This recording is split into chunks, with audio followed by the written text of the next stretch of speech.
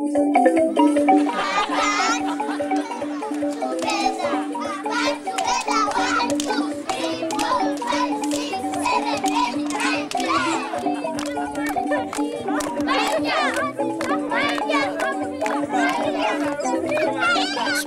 and play is one of the tools that has enabled creation of healthier and safer communities in Uganda.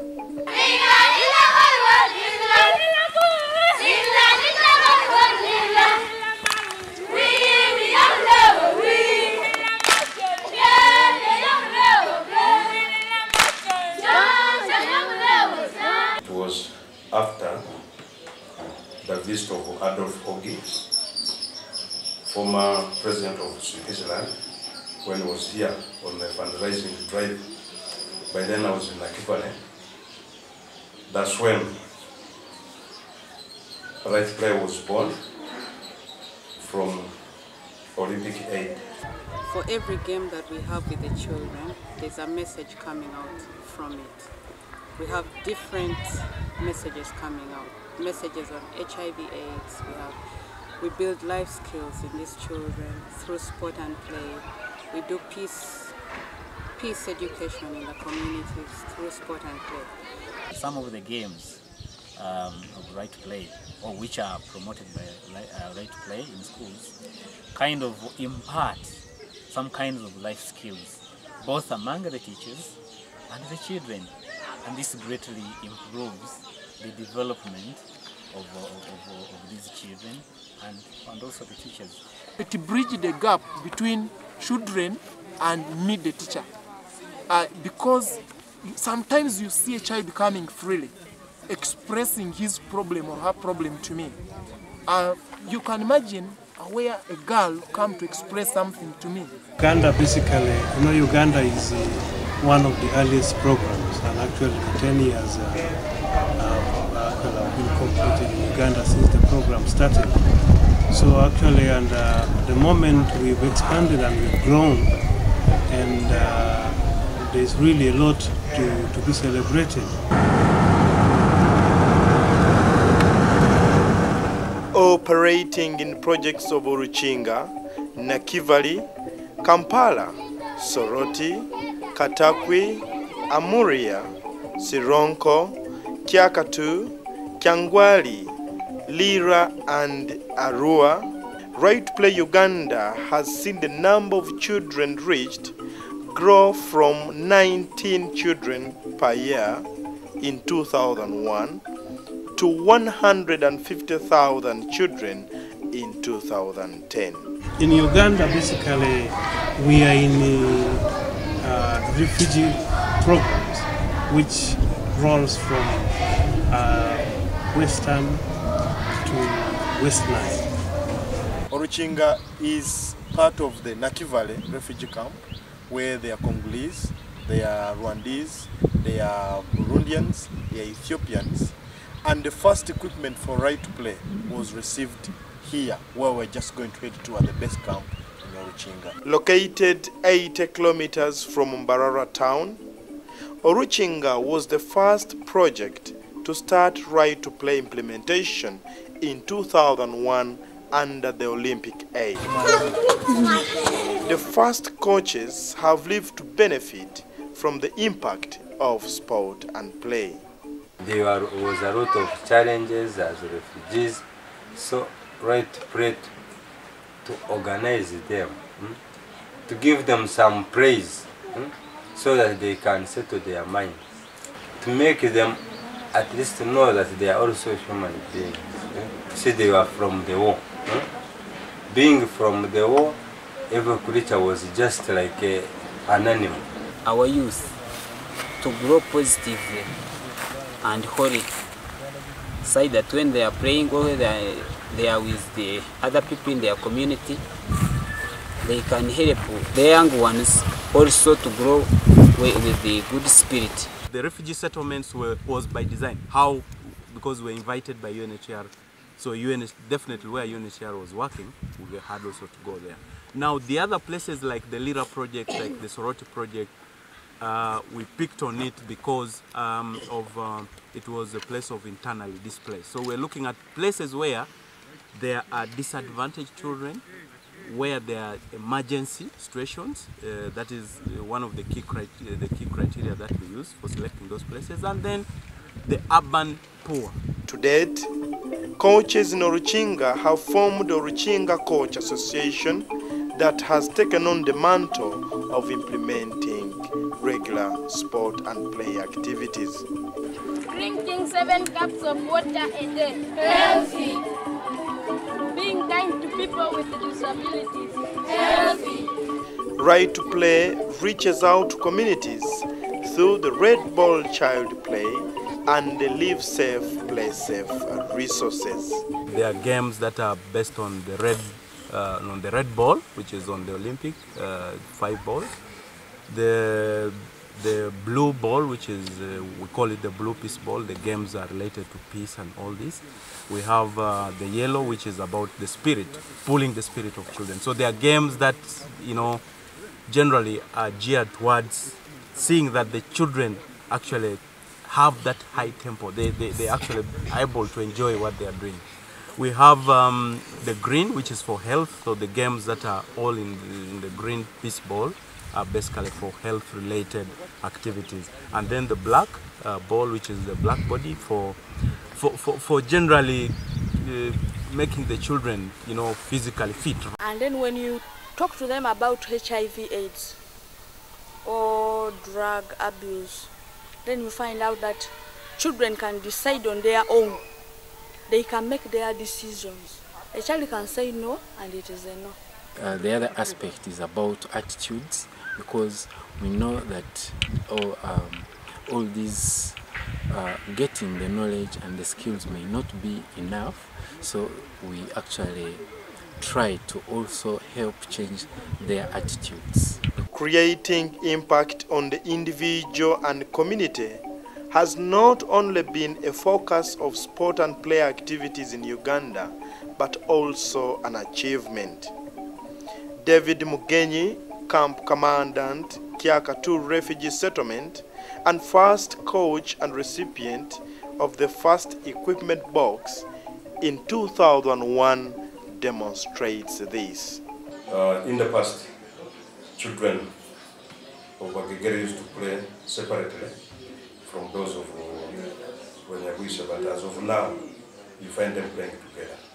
It has helped us that not only sitting in a class, teaching, giving children notes, it's the only way of teaching them, but you can teach children through games, and they play and they get to understand.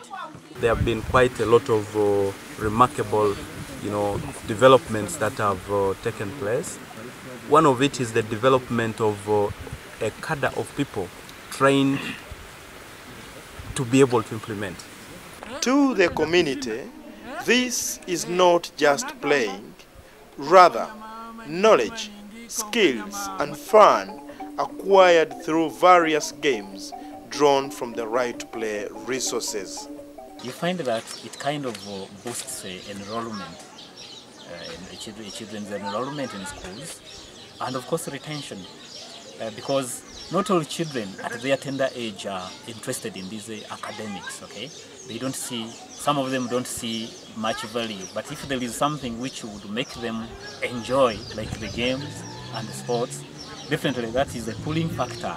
Instead of handling a cane and start whipping children, you sweep here, you collect these rubbish, you do what? I just call a group of children and I say, we are going to play a game. It is called garbage collection. Whenever they see me, they tell me, teacher, let's play. And there are a number of games they have learned. Their attitudes have changed towards others. They really feel they should work hand in hand with each other to give them strength. Sport and play activities are a source of inclusion, unity, and edutainment to the community. Has broken all traditional barriers formerly associated to play and created a cohesive, healthy, and safer communities. The communities live sports and love it.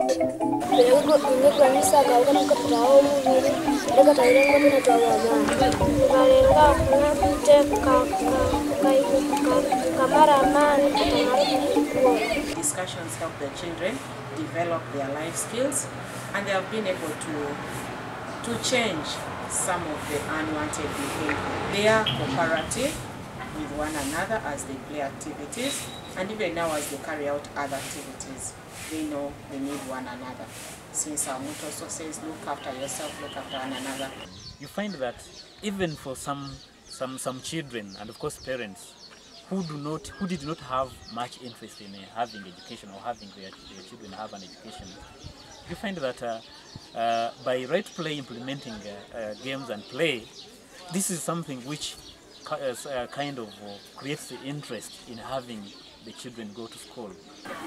And when they do that, there is a lot of things they learn in terms of relationship skills, friendship. They connect with each other, boys, girls playing together, and it's very diversified skills that they are learning from these activities. So when we have trainings, we tailor the trainings to the behavior problems that we have assessed in the community. And every time we have a training, we emphasize on how the leaders can address such issue using the different games. Through various games, Right to Play has provided a platform for girl-child participation.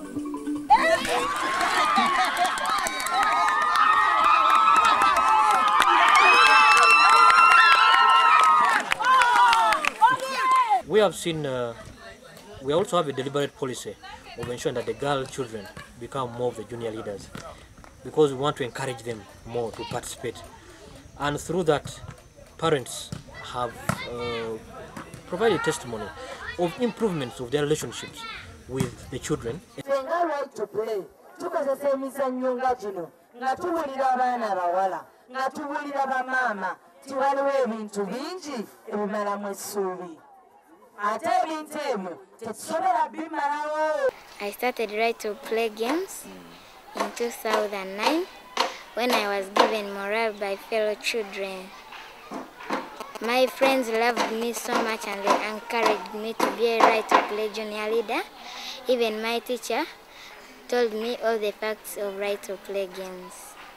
The games have helped the girl child in not leaving the school. There was early marriages. They could go almost in the camps, they could rush immediately to be married.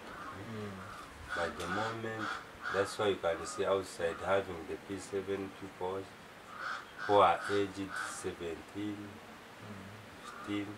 Kinyambire kwekamba na nyoka singa kangala mtaba mtizano gwa hop joy tamamani nkasinga enyegesize kwerinda kurungi kusoma kurungi kwerinde ndwara zitazimu. When you get a girl to talk about a subject on HIV/AIDS, she does it very confidently.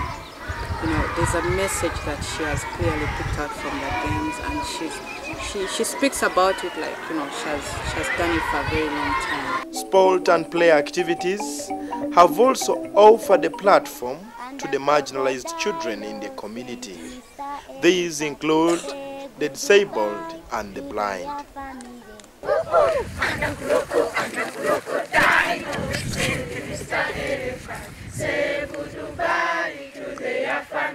These games have actually brought our children with disabilities in this school on board.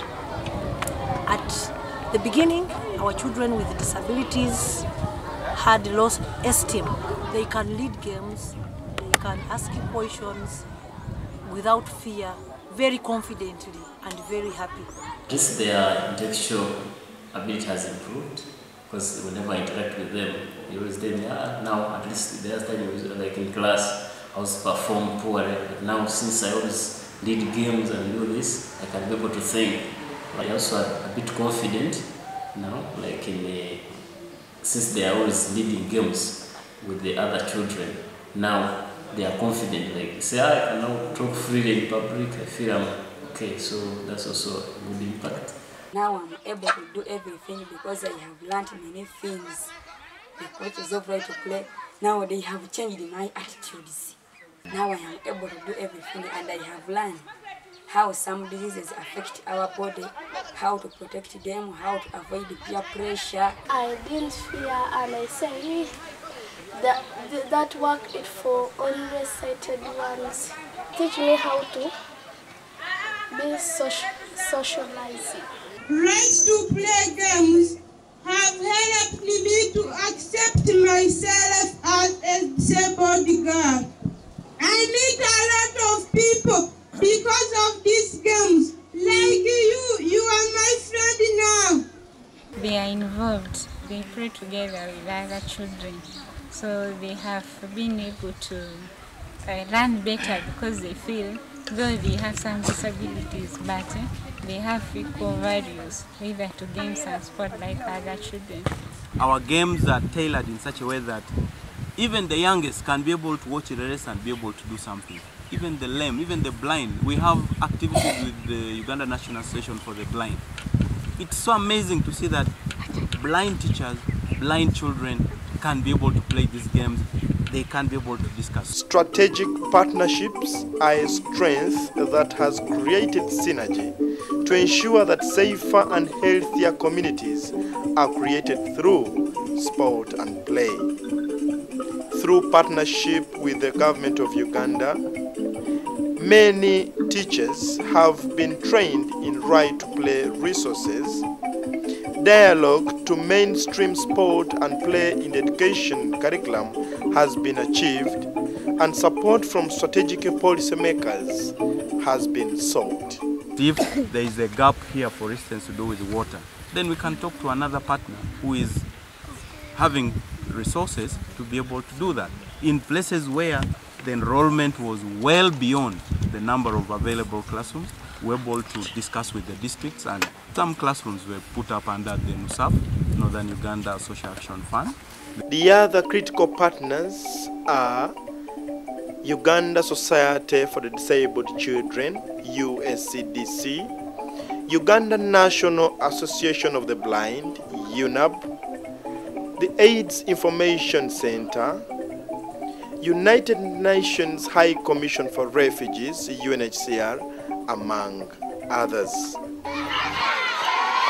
Sport and play has been a source of unity, hope, peace and development to the children and the communities in the northern part of Uganda, a formerly infested LRA area for the last 24 years. This left children in the internally displaced camps traumatized and marginalized.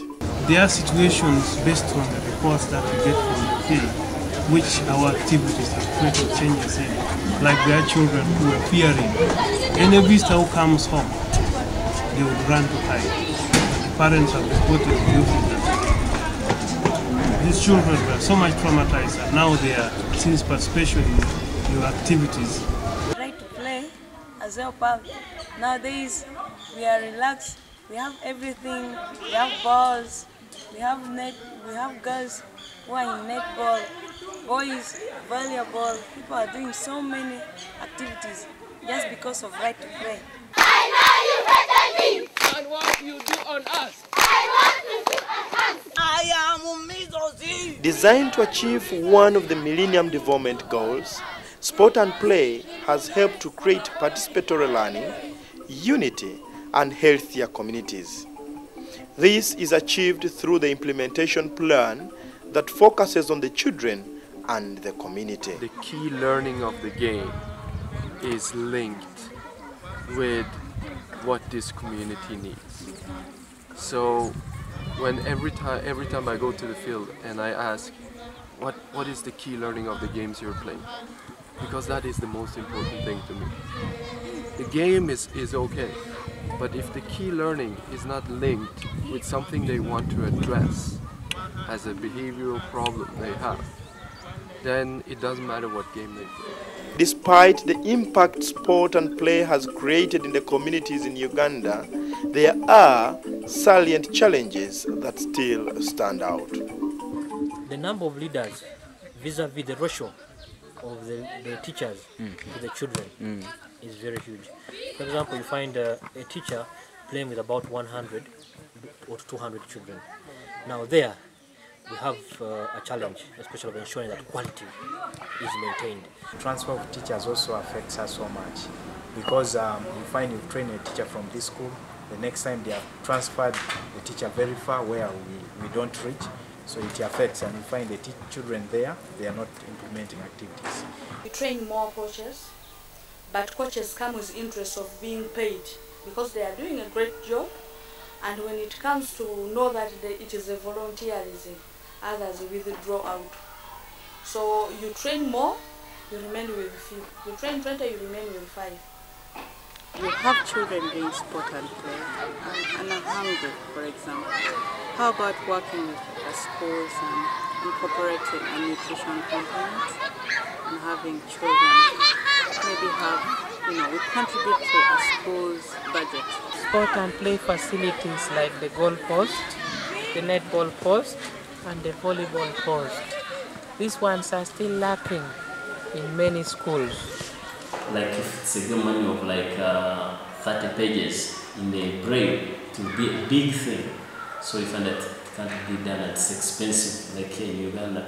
Every school is asking, can you come to my school? Can you come to my district? And we are now battling how to really control that. The various challenges notwithstanding, the 10-year right play journey has caused impact not only to the children, but also to the teachers, parents, and opinion leaders in the community at large.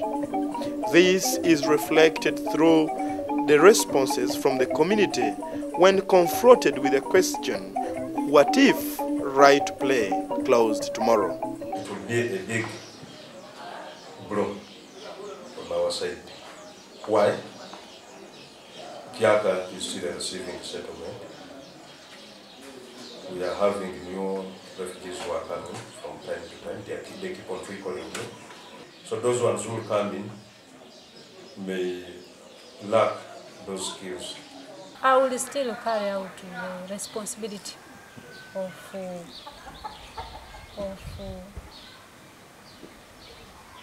teaching the children as girls, together with my fellow coaches. Even though it closes, after acquiring this knowledge, it's the one which gives me this school of shaping the lives of people, being like 600, do not benefit from the other source of right to play. Yes, with the current positive image from government towards reviving sports, it will be sustained here. Lion gorilla, here I am. Lion gorilla, here I am. Lion gorilla, here I am. However, the Uganda team has designed sustainability plan to ensure continuity in creating healthier and safer communities through sport and play. They already have the resources that we put in place. They have the manuals and the books never wrote. So I believe once we pulled out as staff of Right to Play, activities will still continue. They propose that we train community members to conduct these games. In Right to Play Lira, we have trained so far 33 community members. These teachers who have already been trained from primary teachers colleges and these other nursery training institutes, when they have that resource, they can go to, they can implement them in schools because they will give them the manuals. They will implement without necessarily needing us there. We have put into place structures which we hope that when we leave the place, the impact created will be carried over and rolled over. These structures here, we have what we call a sports council, and this is a committee formed by the community members of Chakatu settlement. The actual refugees composed of parents, community members who have kids who are participating in the program. This elected body by the parents themselves is overseer of the activities within the settlement. Associations are being registered. some of them have even gone on to being registered as community-based organizations. And if we go on in this trend, I believe right to play will stay in the communities. The sports for development, the approach that we're using is a new development paradigm. We've tried our best to create awareness in various forms. We've had national stakeholder meetings. We've had project level stakeholder meetings, which has really raised awareness. The 10-year Right to Play journey has seen Right to Play Uganda register achievements in the 4 strategic areas on basic education and child development, health promotion and disease prevention, conflict resolution and peace education, and community participation. Programs of Right to Play are not like programs of other organizations. They are come and address a specific issue and they end. For example, when there is the issue of maybe cholera breakout, you find organizations come, and when there is no cholera, they pull off. But our programs are the ones that benefit everyone, even those who are not yet born. They will still need the skills. So that's why I really see that in future I need these programs to